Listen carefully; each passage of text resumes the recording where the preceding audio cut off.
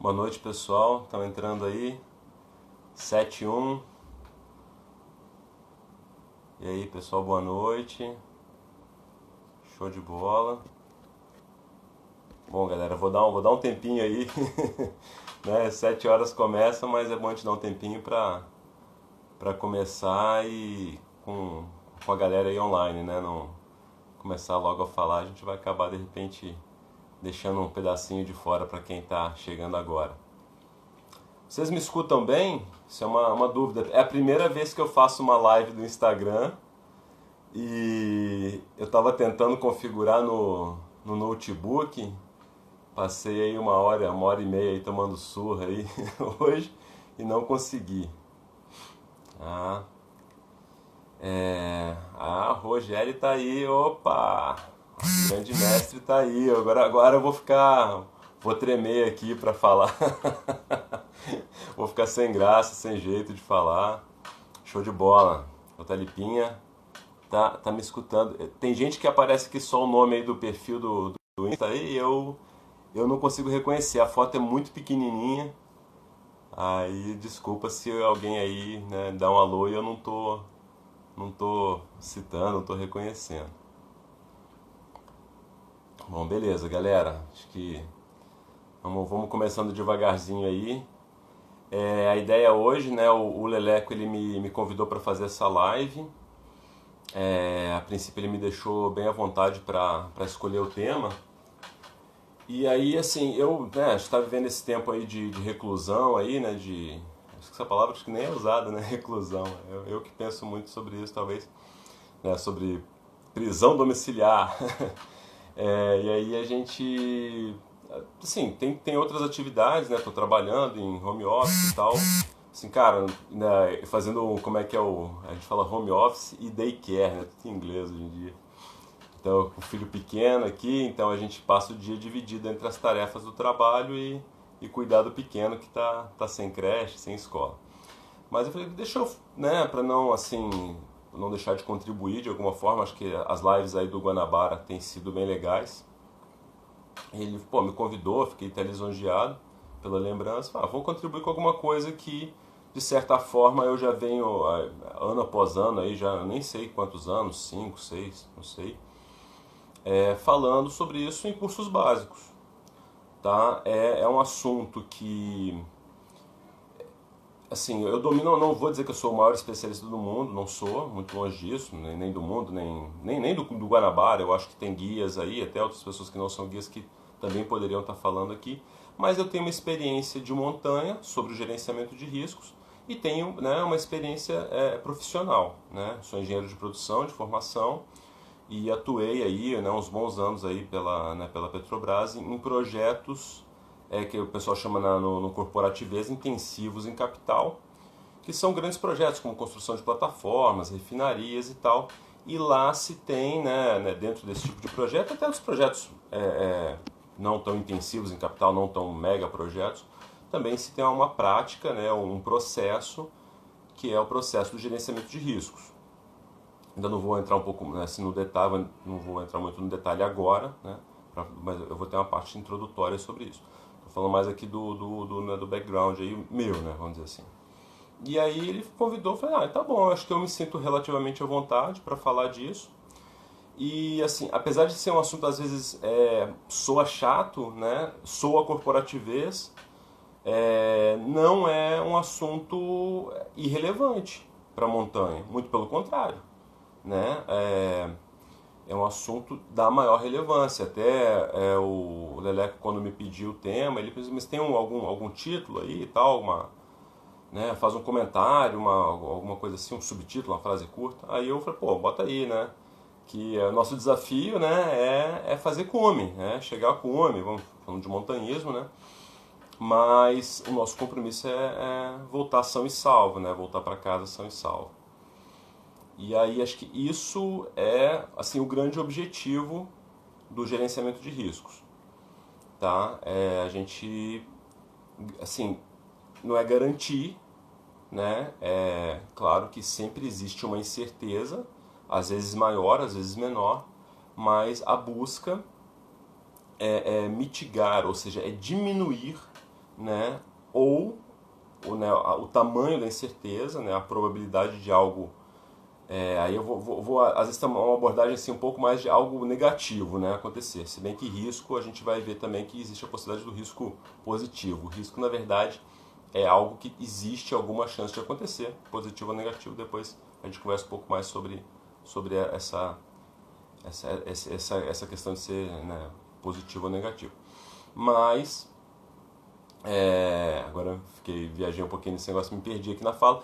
Mas assim, então a ideia é que a gente consiga, através assim, de vários métodos, né, desse processo, garantir ou maximizar as nossas chances de realizar cume, de fazer cume, claro, mas de voltar em segurança, né, ileso ou praticamente ileso, claro. Às vezes a gente tem que, né, ver a relevância das coisas, um arranhão, uma unha encravada, sei lá, uma bolha no pé é uma coisa, não é agradável, mas é uma coisa. Agora não é uma fratura, não é uma fratura exposta, não é uma lesão permanente, né, e não é uma fatalidade. Então a gente, claro, o controle, né, a questão do controle, da gente tomar providências ou previdências, né, a gente prever as coisas, que é muito o que faz a base do gerenciamento de risco. Ele não, a gente tem que escolher um pouco até que nível que a gente vai, de detalhe, vamos dizer assim, que a gente vai mergulhar, porque tudo isso dá trabalho, são horas de trabalho, né, e são pontos de atenção. Então tem o trabalho prévio, e aí agora vamos começar a falar um pouco assim sobre exatamente como realizar esse gerenciamento de risco, né, na montanha. O porquê acho que está colocado. O porquê é voltar. Eu não estou falando de casos aí, não sei, tem gente que pode ter objetivos assim totalmente exóticos, né, para a maioria das pessoas, que são objetivos, sei lá, o cara quer viver uma superaventura sem um compromisso, né, de voltar. Não sei, o cara tipo, minha vida, sei lá, vida louca, né, é até difícil às vezes você racionalizar isso, mas não é esse tipo de abordagem que a gente pensa quando a gente fala em gerenciamento de risco, tá? Acho que tem casos que são casos infelizes, até porque foi um gerenciamento de risco ruim que aconteceu ou não aconteceu um gerenciamento de risco ali. Casos aí, um famoso aí mais recente na história e que recentemente foi quase replicado por um compatriota nosso, que é o caso do Supertramp, né, pô, esqueci o nome do cara, o nome na real lá, mas o personagem daquele livro do John Krakauer, que é um personagem real, né, aquele rapaz que resolve viver a vida de maneira, né, assim, básica lá, selvagem, no meio da natureza, né, into the wild. E aí, de repente, o cara, ele comete um erro e passa sérias dificuldades até que ele, né, infelizmente, desculpa o spoiler, né, mas o livro é largamente conhecido. A história também virou filme e tal, a trilha sonora da Ed Vedder maravilhosa, só um comentário à parte aqui. Mas aí ele felizmente veio a falecer por erros, né? Uma sequência de erros também, histórias clássicas como Shackleton. Então assim, gente, não mesmo mesmo caras que ficaram para a história ou que tinham de repente uma pegada descolada, assim, acho que a falha no gerenciamento de risco deles não trouxe para eles um benefício. Então assim, o nosso pressuposto aqui é esse lance, né? Desafio, né? Cumprir o desafio de fazer cume, mas o compromisso, vamos dizer assim, a nossa obrigação é voltar em segurança, voltar, né, o mais ileso possível, voltar com vida para nossa casa, para as pessoas queridas e tal. Então essa é a base. Eu estou 10 minutos aqui só na apresentação e base. A minha ideia, né, só para resumir aqui, é falar aí mais uma meia hora, 35 minutos, e abrir no final, é uma hora de live, né? Não vou me estender muito além disso, porque conta de família e tal, né? Então, a esposa tá lá cuidando da ferinha lá, e daqui a pouco tá na hora de 8 horas, 8 e meia, hora de botar ele para dormir, então eu vou tentar não me estender muito. Mas, eu tô no quarto dele. Mas assim, a ideia é falar essa meia hora e depois abrir para vocês. A gente pode fazer um pequeno exercício aí, né? Se o tempo for conveniente. Então bases postas, por que fazer o gerenciamento de risco. Agora vamos entrar um pouco mais no que é o gerenciamento de risco. Tá? Eu tenho uma colinha aqui que é meu PowerPoint aqui das aulas que eu dou no CBM, que foi gentilmente e muito bem revisado pelo Manuel Bernardo, aí, né, nosso sócio do Guanabara, está fazendo agora escola de guia, foi meu colega na escola de guia, teve que sair, mudar do Rio de Janeiro, acabou não podendo concluir, voltou agora, tá novamente, cara fenomenal, parceirão aí, e aí fez essa revisão que ele né, deu essa aula, já foi durante o isolamento social, e ele né, deu aula remotamente, como é mais ou menos como essa live aqui, mas vamos lá. Mas obrigado, Manuel. Então, o que fazer? Né? O que é? Como fazer gerenciamento de risco? Basicamente, gerenciar um risco é um processo de planejamento. Né? Às vezes a gente... Aí eu vou ser um pouquinho... tratar o brasileiro como vira-lata, tá? Né, que a gente fala síndrome do vira-lata. Eu vou ser um pouco crítico com a gente, com a nossa cultura, porque o brasileiro ele tem muito, a gente até brinca na corporação, nas empresas, ele tem o hábito do fazejamento. A gente tem uma ideia, né, alguma coisa para se fazer, e a gente acha que ter aquela ideia é, em suma, o planejamento, a gente já quer partir para execução.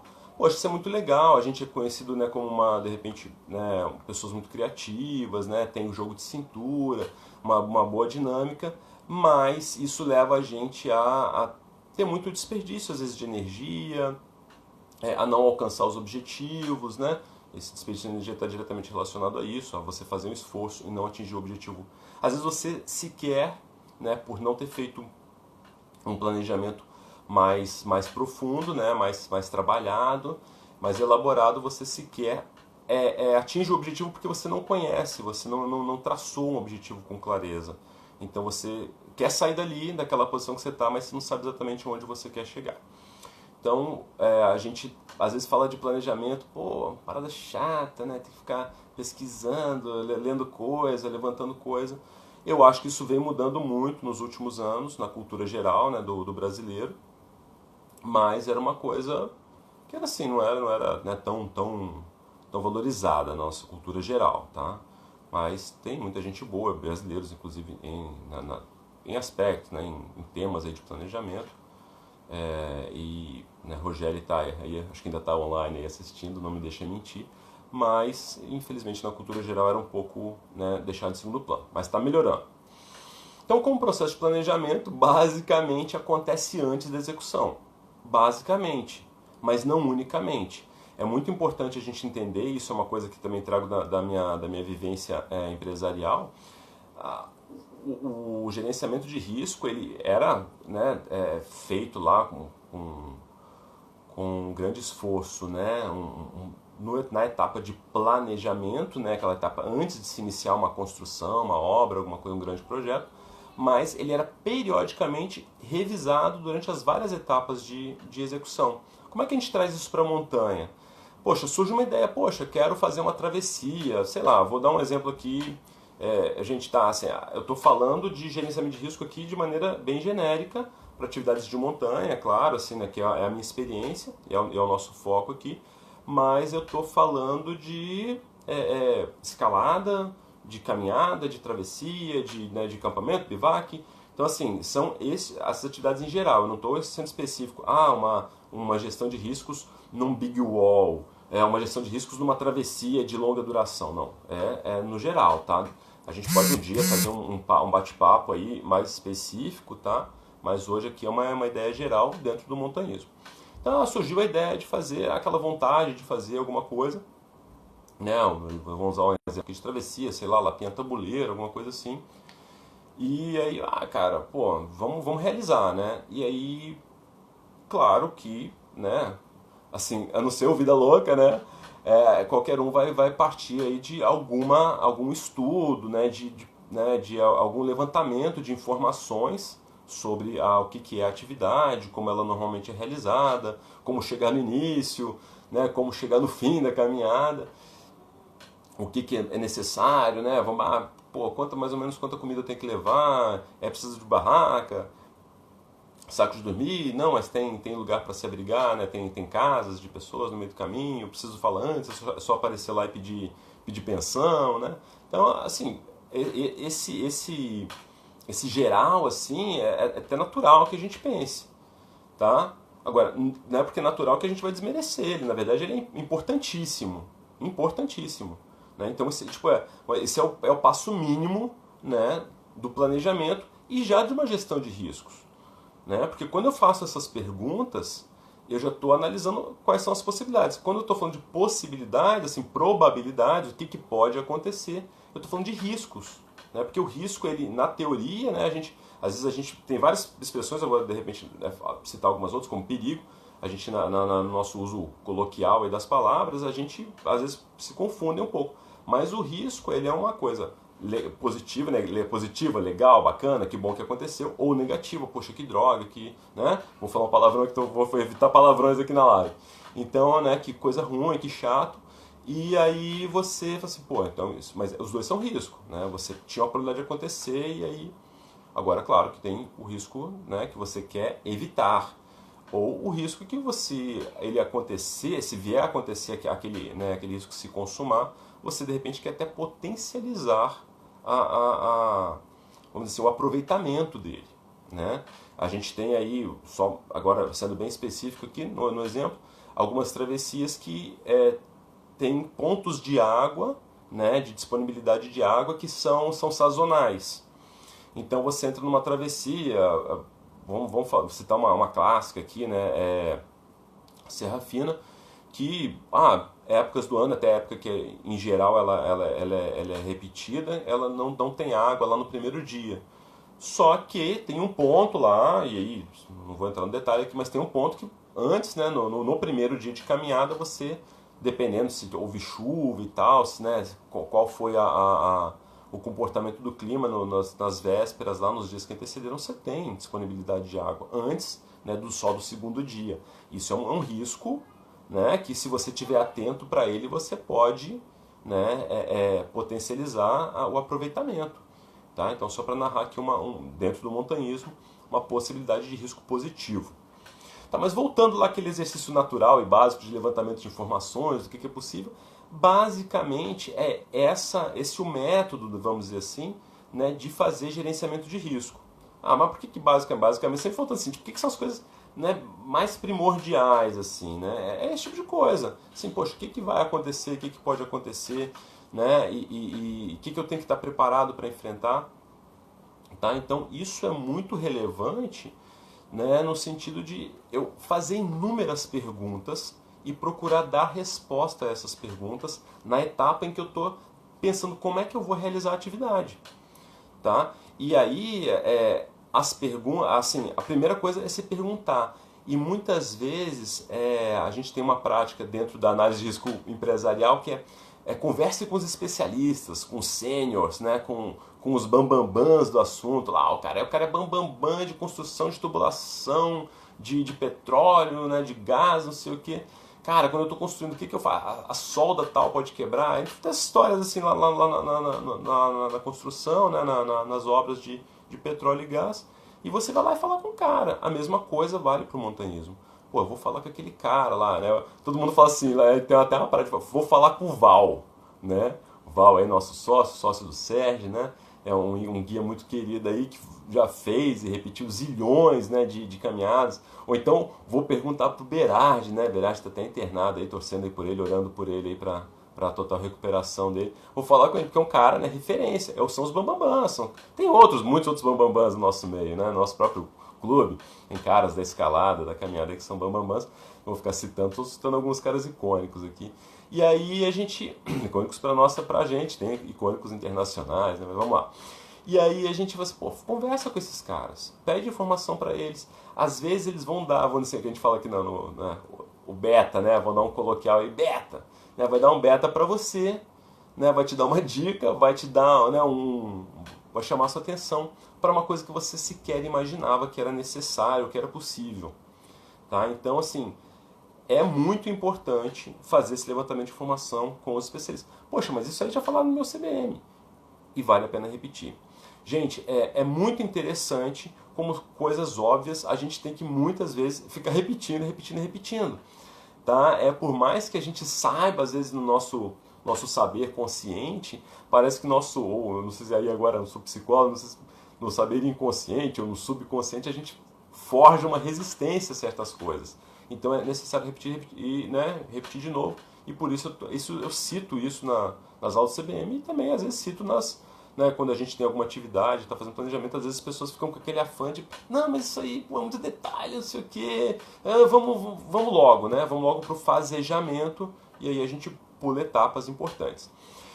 Assim, outra coisa que eu queria citar assim, só en passant, é porque existe na engenharia, né, na coisa empresarial, corporativa, ferramentas que auxiliam na gestão e tal. Tem tipo árvore de decisão, espinha de peixe para traçar a causa raiz e tal. Mas, gente, assim, são ferramentas interessantes, mas se eu fosse entrar nisso aqui, é uma aula sobre cada uma dessas ferramentas, né? 1 hora, 2 horas falando sobre cada uma delas. E eu acho que às vezes realmente pode ficar sacal, tá? De repente tem engenheiros me ouvindo aí.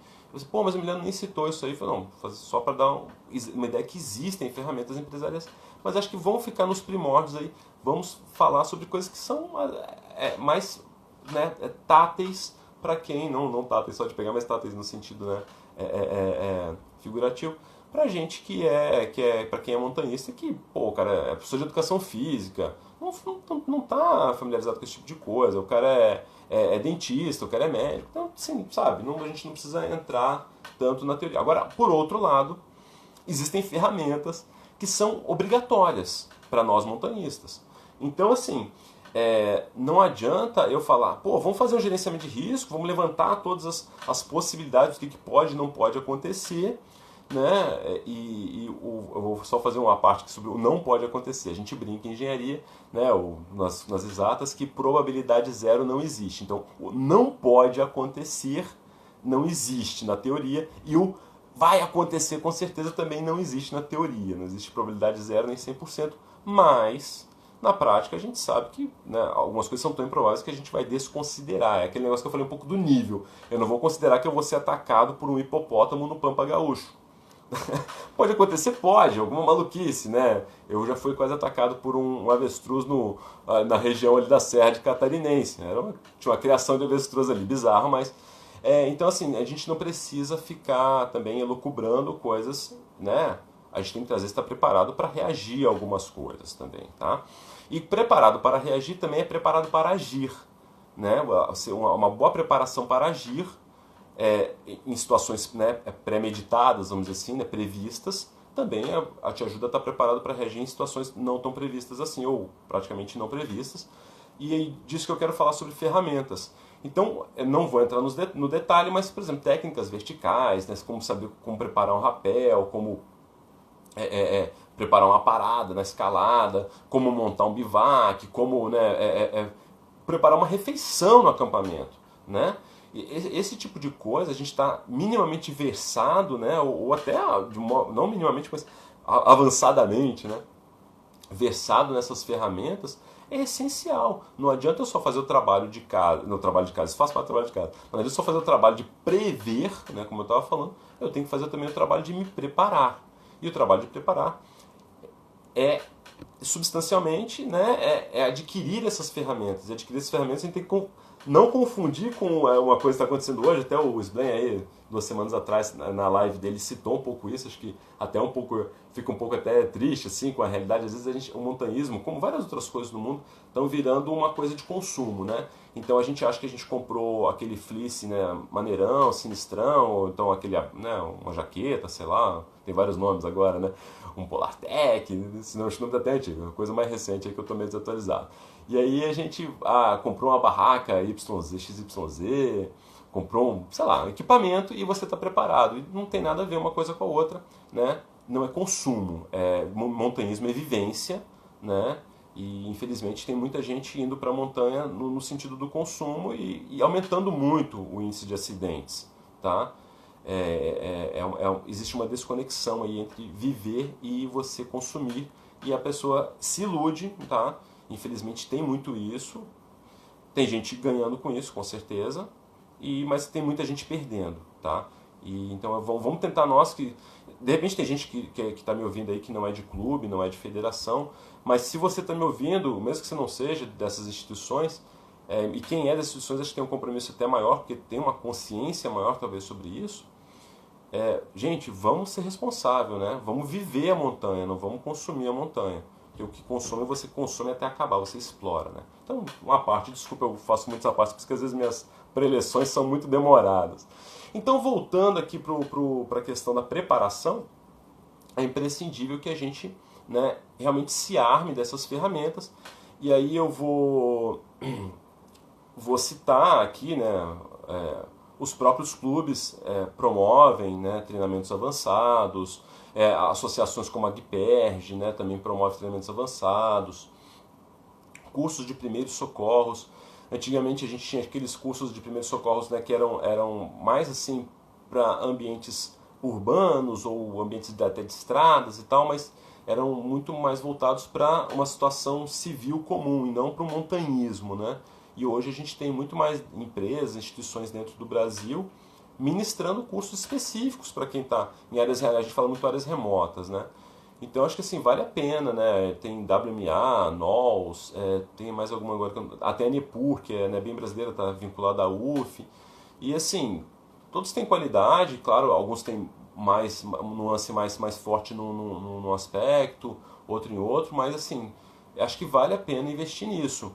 Vale mais a pena às vezes investir nisso, pagar uma grana que não são baratos esses cursos, pagar uma grana forte e fazer um curso desses e procurar se reciclar, né, periodicamente. E a gente pode, né, em outra oportunidade, tratar de qual seria a periodicidade melhor, mais ideal, né, vamos lá, mas do que comprar equipamento. Às vezes, a sua mochila velha, mas que esteja lá inteirinha, né, que não vai te deixar na mão no meio do caminho, ela tá te suprindo, né? Você não precisa comprar uma mochila nova de 800, de R$ 1.000, nem sei com esse câmbio louco que tá agora, quanto que tá uma mochila nova, e Deuter e tal, Air Comfort, papapá. Não sei, mas assim, às vezes você vai pagar para mochila mais do que por um curso de primeiros socorros. Tá? Então, gente, esse investimento é um investimento para a vida. Tá? Para a vida literalmente, não para a vida, ao longo da vida, que bonitinho, não. É para você ficar vivo, para você ajudar outras pessoas a ficarem vivas que estiverem junto com você. Tá? Então, muito importante a preparação. Né? Fazer a gestão de risco, começar lá no planejamento, levantar as informações, fazer as perguntas, o que pode acontecer, fazer exercício, chamar outras pessoas, né, que vão estar com você para fazer esse exercício. Várias cabeças pensam melhor do que uma. No ambiente empresarial, análises de risco são realizadas envolvendo várias pessoas de diversas equipes ali associadas ao projeto. E assim, cara, muitas vezes a gente fala, né, o brainstorm, né, o toró de parpite, né, então é bem aberto para todo mundo falar, às vezes o que tá passando na cabeça dele, às vezes uma pessoa que você está menosprezando traz uma luz sobre uma questão que é crucial, que mais à frente poderia ser fatal para o projeto e para o projeto da caminhada, da escalada. Entendeu? Então, assim, é bom ficar atento, né? Envolver as pessoas envolvidas e ficar atento, porque ficar com a mente mais aberta nessa etapa, principalmente prévia, né, de planejamento.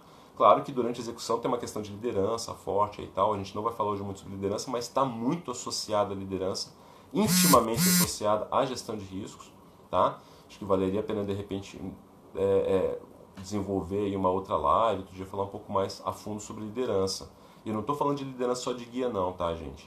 Acho um aspecto muito importante também para a gente que é de clube, eu vou falar que é o meu ambiente que eu estou mais familiarizado, mas para quem está fora também, liderança é uma coisa para ser exercida, né, de maneira geral na nossa vida, né, por todas as pessoas. E falar assim, cara, eu sou sócio de clube, mas eu sou só participante. Né? Eu não vou guiar eu não estou, assim, sei lá, na vibe de guiar uma excursão, uma caminhada, uma escalada. Eu quero participar, eu gosto muito, mas eu não quero essa responsabilidade. Ok, a gente pode não querer a responsabilidade de um guia, né? Como a gente está acostumado a ver essa figura de guia no clube. Mas a gente está ali participando, a gente é corresponsável, a gente é responsável pela nossa vida também. A gente vai para uma escalada, para uma caminhada, a gente não abandona a nossa vida na mão do guia. O guia é um ser humano, assim como a gente, tá? Não fazendo a defesa da minha classe, aí, né, que sou guia de clube, mas é um ser humano, ele tem suas limitações também, ele pode falhar, ele também pode faltar. Né? O guia pode ser a pessoa que se acidenta e fica indisponível. Tá? Vamos falar, né, de TARA, de treinamento de auto-resgate. É imprescindível que os participantes façam TAR. Né? no ambiente, né, ali na situação de escalada, porque muitas vezes é o guia que está lá guiando, se acidenta, né, sofre um choque, alguma coisa, fica indisponível, fica ali né, apagado, desmaiado ou sem condições de reagir, e o participante tem que estar habilitado. Tá? Então, quando eu falo da preparação, também está muito associado a isso. Não é só a preparação do guia. O guia é um super-homem que fez a escola de guia, super-mulher que fez a escola de guia e está ali preparado, né, para tudo. Não é assim, gente. Na real, está preparado, todos os envolvidos têm que estar preparados. E uma outra coisa muito importante, que assim, eu também acho imprescindível citar nessa questão do gerenciamento de risco, né, na prevenção de acidentes na montanha, é a questão do envolvimento das pessoas. Já citei um pouco aqui, né, sobre a etapa prévia, né, sobre deixar levantar as ideias, as pessoas fazerem as colocações. Claro que não é um processo infinito, gente. Não é um processo que vamos ficar aqui 3 meses de seminário aqui para poder traçar um planejamento para uma excursão de um final de semana. Pelo amor de Deus, tem que ter bem forte essa linha né, do razoável aí. Isso, claro que muitas vezes é feeling que vai dar, né? Isso você desenvolve, né? Você chegou agora, você não tem, tá começando agora, não tem isso aí forte, arraigado em você. E os guias mais experientes têm. Eu arrisco dizer que, assim, mesmo eu que estou, né, sei lá, sou guia formado há 5 anos, pô, preciso aprender muito, às vezes, sobre isso, né? Então, vamos lá. Então, envolvimento das pessoas. Isso vale, né, para o guia, isso vale para o participante, isso vale também para aqueles sócios ou pessoas fora de clube que querem fazer uma atividade, que vão envolver os amigos, né? Poxa, existe uma coisa imprescindível que é chato de falar, mas você tem que fazer uma seleção, né?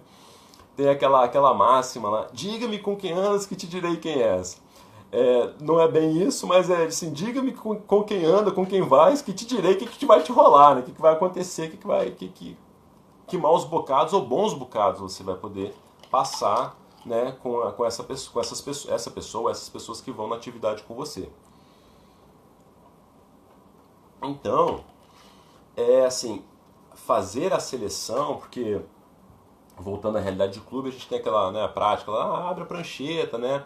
Bota lá, né, pro público em geral do clube uma excursão que vai fazer, as pessoas se inscrevem e tal. E assim, às vezes até os guias ficam meio sem graça, de pô, vou ter que cortar Beltrano, fulano. Mas é uma coisa que a gente, né, deve sentir vontade de você também. Chamou os amigos, aí, claro, você não fica escondendo, às vezes pode chamar no petit comité um amigo ou outro, mas às vezes rola aquela conversa entre seus amigos e o cara, pô, mas eu também quero ir. Então você tem que fazer uma análise forte, né, uma análise assim, realmente uma reflexão. É gastar um tempo, gente. Quando eu estou falando de análise de risco, né, de planejamento, é gastar um tempo antes da execução. Você pretende, às vezes, fazer uma atividade de final de semana e você vai ver que você começou a planejar ela, sei lá, com um mês e meio de antecedência e você, sei lá, se você tirou, né, não vou falar um dia inteiro, mas se você tirou algumas horas, né, um dia por semana, você, de repente, gastou mais tempo no planejamento que na execução. Não é problema nenhum, tá? Não é demérito, na verdade. É uma coisa de maturidade isso daí, isso demonstra muita maturidade, tá? Maturidade justamente e responsabilidade. Então, quando as pessoas vão se agregar ao seu grupo, vão se agregar a você para fazer a atividade, seja criterioso na seleção dessas pessoas. Claro, seja polido. Não fala assim, não, você não vai comigo porque você é mó Zé Mané. Não, não é assim, né? Então não é escorraçar as pessoas. Ou então, pô, você tá um bagaço, né? Não dá pra você ir. Não, seja polido. Pô, cara, de repente você não tá na melhor condição física, tem um comprometimento muito grande. Ou então, poxa, cara, acho que você não domina uma técnica vertical, ou alguma coisa assim, pô, tem um rapel muito exposto lá e tal. Ou então você, de repente, não tá bem psicologicamente. Saiba abordar. Aqui não adianta, não tem tempo pra gente ficar falando de cada nuance, cada casinho, né? E trabalhar eles, mas prepare-se até para isso, até para falar com as pessoas, até para dar negativa, para excluir as pessoas. E também faça uma outra coisa bem interessante de se fazer, que é vá em busca de algumas pessoas, né? Não deixe assim, a sua prancheta, né? Seu caso de guia de clube aí, mas não deixe de repente a sua atividade assim, galera, vamos lá, a mercê, e se a galera aparecer, se não aparecer, você vai, né? Sei lá. Não deixa assim. Busca algumas pessoas que você quer como parceiros e busque elas pela amizade, claro, pelo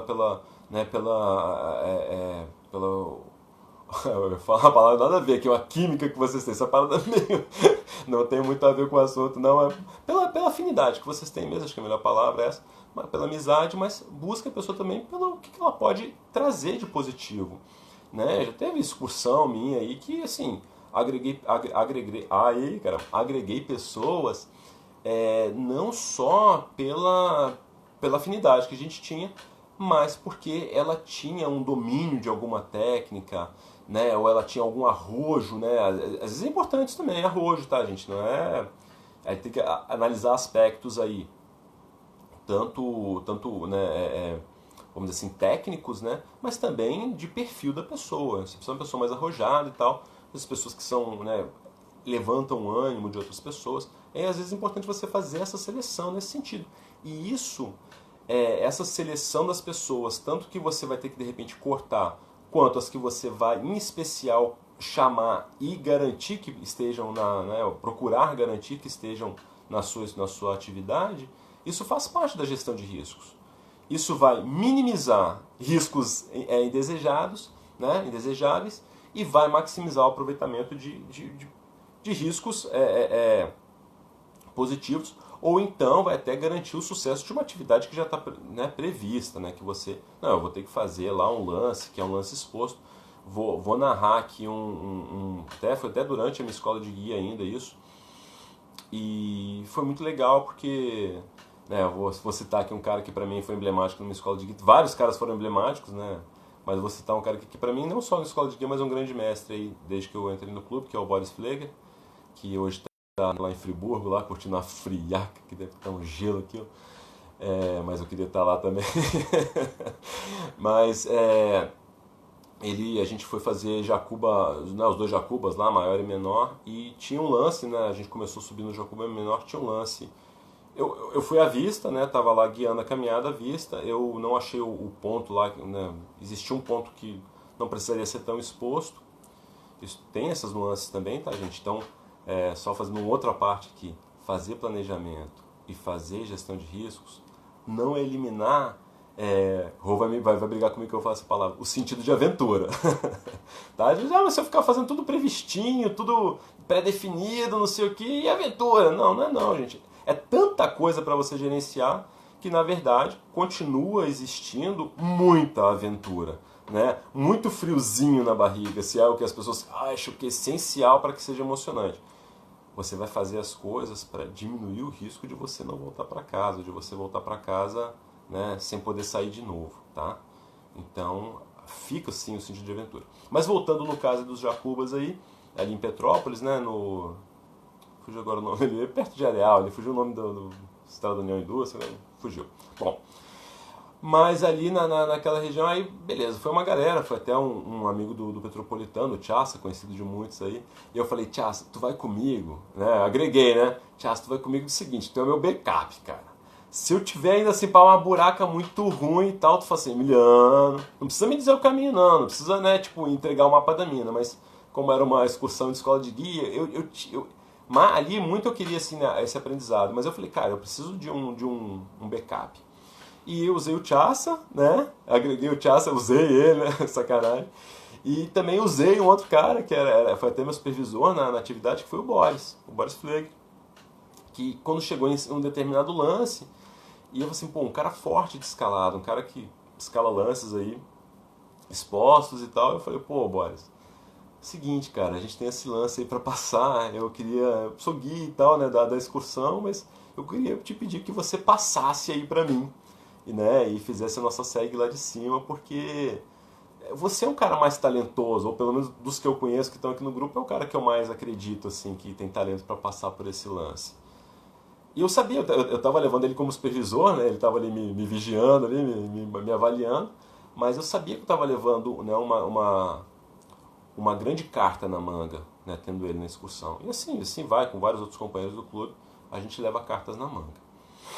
Tá? Então, assim, é muito importante fazer essa seleção das pessoas, sine qua non, tá? Para o sucesso da atividade, sucesso de fazer como e sucesso de voltar vivo. Deixa eu ver quanto tempo. Já estou em 19 horas e 40 minutos. Acho que eu vou me dar mais 5 minutos aqui. 41, opa! Vou me dar mais uns 5 minutinhos, porque essa parada também para com 1 hora. Então, beleza. Feita o trabalho prévio, né, de fazer esse levantamento de informações, de falar com os especialistas, falar com os caras, né, que conhecem, que já fizeram, fazer o dever de casa, se preparando, né, realmente tendo em você, ou então tendo pessoas-chave que possam agregar, né, o conhecimento, as técnicas essenciais para a consecução, né, efetiva da atividade, e por fim, né, por fim ou não, em simultâneo, né, fazendo uma boa seleção das pessoas que vão ser agregadas à atividade. Então você, claro, a gente tem vários outros detalhes que a gente poderia gastar um tempo aqui falando, mas eu estou dando, né, um overview, tá?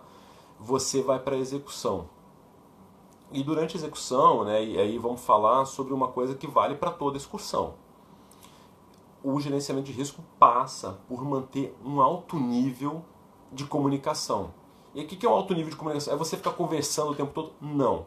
Mas é você garantir que a informação esteja fluindo, né, para todos e para o líder, né? Você, o guia ou a pessoa que está puxando a parada, mas é que todos os envolvidos estejam igualmente inteirados do que realmente, do que está acontecendo, do que se pretende fazer, tá?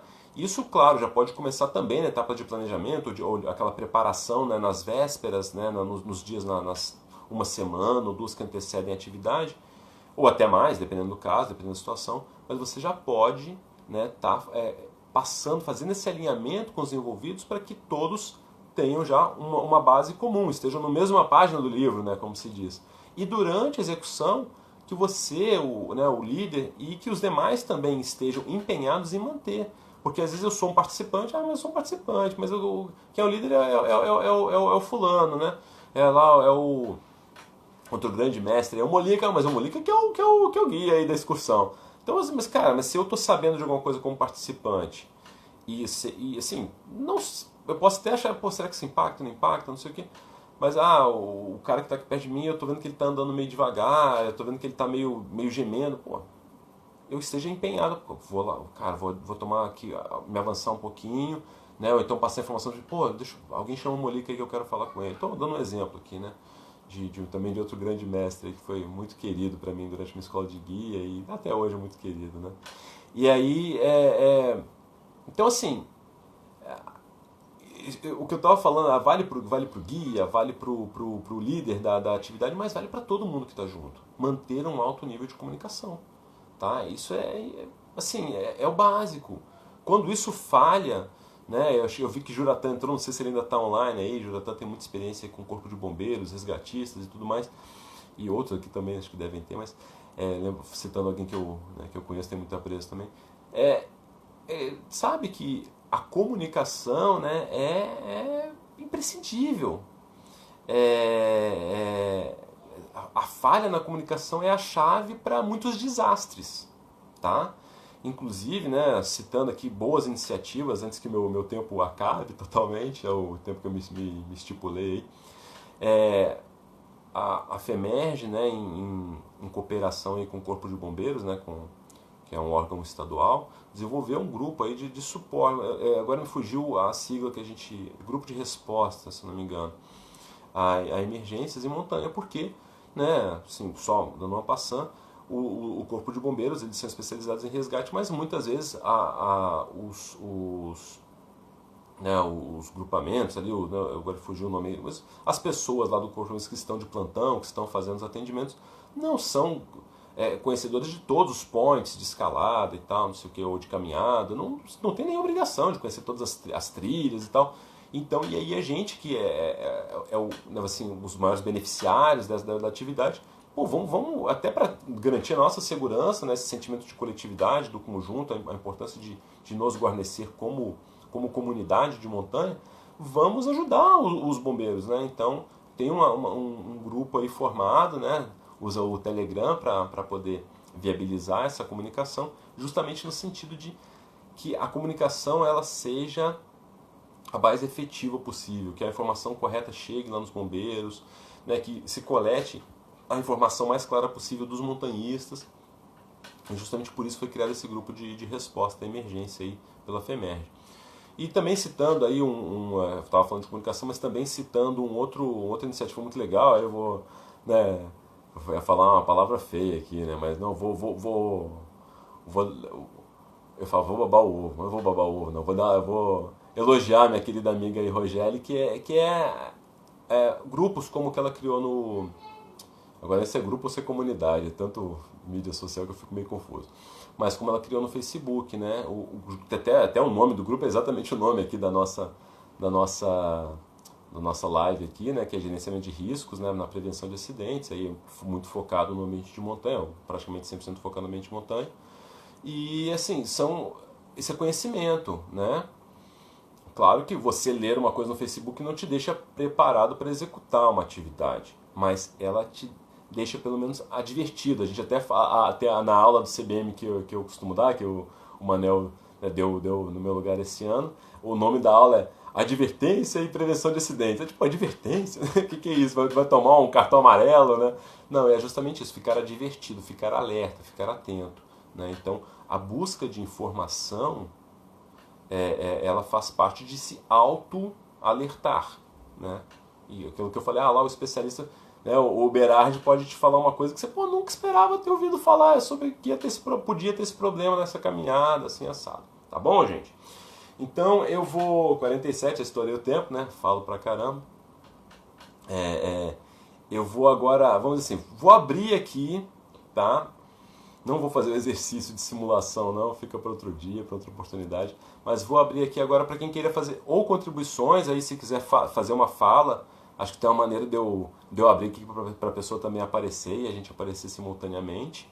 Ou se quiserem colocar questões, fazer alguma pergunta, que detalhe mais alguma coisa, gente, eu não vou detalhar profundo, tá? Mas se quiser que detalhe mais alguma coisa, tá aí, o chat tá aberto. Eu vou passar a ler o chat, tá, gente? Eu ficava só vendo os... aqui, ó, o Ricardo Barros me lembrou, o nome desse grupo é Grupo de Resposta, GREM, a emergência de montanha, né? Grupo de Resposta, que é esse grupo que a FEMERG, né, construiu em cooperação com os clubes, né, com a Guiperg e com o Corpo de Bombeiros do Rio de Janeiro. Então fica aberto aí o chat para quem quiser mandar alguma questão, ou se alguém quiser fazer uma contribuição, tanto por escrito, às vezes é mais difícil de ler se for um texto muito grande, tá, galera? Mas se quiser abrir aí a sua câmera e falar aqui com a gente, né? Tem gente muito experiente aqui que pode acrescentar muito. Vamos lá. Dalton Chiarelli botou a questão aqui: como você vê o modismo do direito ao risco? Você quer me botar maus lençóis, Chiarelli? Pô, pergunta pergunta mais capciosa. Cara, assim, o que a gente pode chamar de, né, assim, acho que se falar de modismo do direito ao risco, tem um aspecto até pejorativo, né? Eu diria que não é positivo quando a gente... vamos voltar um pouco naquilo que eu falei sobre consumo da montanha, o consumo na montanha, o consumo da montanha, o consumo do montanhismo, né? Tratar o montanhismo como consumo. Acho que a gente tem que ficar alerta, né, para verificar se a gente não está também vendo essa questão eu tenho direito ao risco como uma questão de consumo também. Porque o consumo ele está muito desatrelado, né, ou ele está muito tenuamente, ou então ele está ignorando um vínculo de responsabilidade muito grande. Tá, gente? Então, assim, direito a risco, eu acredito que nós temos direito a risco, sim, e isso né, tem várias nuances, mas isso é implícito muitas vezes na nossa vivência do dia a dia, e a gente nem se toca disso. Mas a gente tem sim esse direito ao risco. Agora, a gente também tem o direito de sofrer as consequências, né? O direito e o dever. Então, é o direito de sofrer, né? Então, assim, gente, não tem que se tomar muito cuidado, porque o cara fala assim, você tá fazendo tal coisa, alguém vem e fala assim, poxa, cara, cuidado, né? Pô, não vai aí, não vai na beiradinha aí, né? Tipo, não vai na beiradinha do penhasco aí, do abismo e tal. Não, esse aqui é meu direito ao risco. Acho que aí é ignorância, né? Acho que o direito ao risco, você realmente preparado, você consciente, né, você arquitetado, né, para tal, é uma coisa. Agora você, vou direito ao risco simplesmente porque quero responder alguém que está me chamando a atenção para um perigo iminente que eu estou correndo, né? E aí, até usando eu gosto muito de etimologia ou também do uso das palavras, né? Se explicar um pouquinho o perigo, né? É um risco, e a tradução de um risco com aspecto negativo, né? Que pode ser um risco, né? Mas às vezes a gente usa a palavra perigo no jargão, né, corriqueiro aí, como um risco negativo, mas na verdade ele é um risco que, se ocorrer, ele vai trazer um prejuízo para a gente. Mas voltando então à questão do direito ao risco, essa é a minha visão, que se ele está associado à noção meramente de consumo, ele é uma péssima resposta. Agora, se ele realmente... O direito ao risco é uma coisa que, né, os pioneiros praticaram e a gente continua praticando. Mas é de uma forma consciente e é realmente de uma forma trabalhada, de uma forma responsável. Dá pra... Eu, infelizmente, não consegui entrar na live do Ilha sobre isso, queria ter assistido. Lamentei muito, porque o Zoom tem essa limitação. Eu gosto do Instagram porque talvez não seja tão fácil de participar, mas ele mantém, né, ele pode agregar mais pessoas. Mas vamos lá. Pedir pro William fazer de novo, pro André ele fazer agora pelo... Mesma preleção aqui pelo Guanabara, né? Vamos lá. Ricardo Avemag, desculpa, eu não reconheço, tá? Acho que qualidade de equipamento é importante para o gerenciamento de risco. Já vi pessoas passando perrengue por conta de equipamento de qualidade inferior. Com certeza, isso é uma verdade, tá? Por conta de equipamento de qualidade inferior e por conta do não saber usar o equipamento. Vamos dizer, o cara acabou de comprar aquele windshield lá, aquela chapinha de alumínio lá para proteger o fogareiro dele. Não, agora vai melhorar muito, vou ferver a água, vou fazer meu macarrão muito mais rápido. Beleza, a intenção é ótima. Aí o cara vai, bota um botijão, né, aquele cartuchinho de gás lá, bota o fogareiro dele em cima, envolve com o windshield e depois explode, né? Então, assim, isso não é gerenciamento de risco, isso é inconsequência. O equipamento podia até de repente ser bom, é um equipamento avançado para melhorar, né, a performance lá do fogareiro dele, e ele acabou, né, incorrendo, aumentando a probabilidade dele de um risco. Juratã, você não acha que o planejamento já é gerenciamento de risco? Não, sim, Juratã, acho que eu não sei se você ficou online o tempo todo, mas o gerenciamento de risco... eu entendi, de repente tem uma dualidade aqui, né, semântica aqui, né? O planejamento é gerenciamento de risco ou o gerenciamento de risco está no planejamento? Mas sim, um tá implícito no outro, né? Para mim é uma questão semântica, mas com certeza os dois estão na etapa prévia à execução, tá? Planejamento, claro, por conceito, e o gerenciamento de risco, com certeza, já deveria estar acontecendo um bom gerenciamento na etapa de planejamento, de preparação. Deixa eu ver se tem mais alguma pergunta. Direito ao risco compartilhado e de forma consciente. Ricardo Barros reforçando, né, um pouco aquilo que eu falei. Um pouco não, né? Foi sucinto, mas confirmou aquilo que eu falei. Eu não sei se meu dedinho aqui... Meu dedo não é muito bom, não. Não quero escrever nada. Calma lá, o Instagram. Risco natural da atividade é diferente de risco por incompetência. Charles Diniz. Com certeza, Charles. Isso aí... É isso que eu estou falando, a gente não pode usar meu direito ao risco como uma desculpa esfarrapada, né? O meu, o seu, o nosso, não posso usar como de forma leviana. Por isso que eu falei também na questão do consumo, que para mim o consumo está muito associado, tá? Independente se eu sou comunista ou não, o consumo está muito associado, infelizmente, a uma abordagem leviana das coisas. Tá? Professor Alex Costa. Professor Alex Costa, você está online, né, malandro? Elemento técnico é algo importante para a seleção de uma excursão. Comorbidades são elementos que levam à exclusão de participação. Eu não entendi a pergunta, a afirmação elemento técnico, né? Eu acho que conhecimento técnico, tá? É importante para você ser incluído, para você ter ser selecionado, ser particularmente convidado. Agora, comorbidades são elementos que levam à exclusão de participação? Comorbidades, né? Você falou no plural. Cara, que tipo de comorbidade? Qual o nível de controle que o acometido tem sobre essa comorbidade? Tá? Eu conheço guias que têm comorbidades e são excelentes guias. Eles mantêm um controle, né, muito forte sobre as suas comorbidades. Agora, claro, o cara tá com essa comorbidade, sei lá, vamos chutar aqui uma coisa, pressão alta, né? Comorbidade mais comum no Brasil, acho que não tem. No mundo, talvez. O cara está com a pressão descontrolada. meu irmão, ele não devia estar saindo para o trabalho, né, para ir trabalhar. A verdade é essa. Comorbidade descontrolada é motivo sim de exclusão. Agora é a abordagem, né, gente? Não vou fazer, bicho, tu tá com pressão descontrolada, vaza da minha excursão. Não é assim, né? Não é, né? Tem que ser uma coisa, ser gentil, né, com as pessoas, polido, né? São amigos ou são companheiros de clube, são outras pessoas, são seres humanos, né? Vamos tratar direito as pessoas aí. Juratan, você não acha... Deixa eu ver se eu pulei aqui, senão eu começo a ler do Juratan. Não, pulei não. Chiarelli me deu um ok. Valeu, Chiarelli, estrelinha, mano. Esse ok do Chiarelli é praticamente estrelinha pra mim. Tô até chorar de emoção aqui. Você não acha que com... Gente, 4 minutos. Essa parada cai com 1 hora, tá? Juratan, você não acha que com a larga divulgação do direito ao risco não estaremos induzindo ao erro aos que não têm conhecimento técnico para determinadas atividades? Vamos lá, gente. Jura, eu acho que a larga divulgação do direito ao risco, por mais larga que seja, eu vou falar em termos práticos, tá?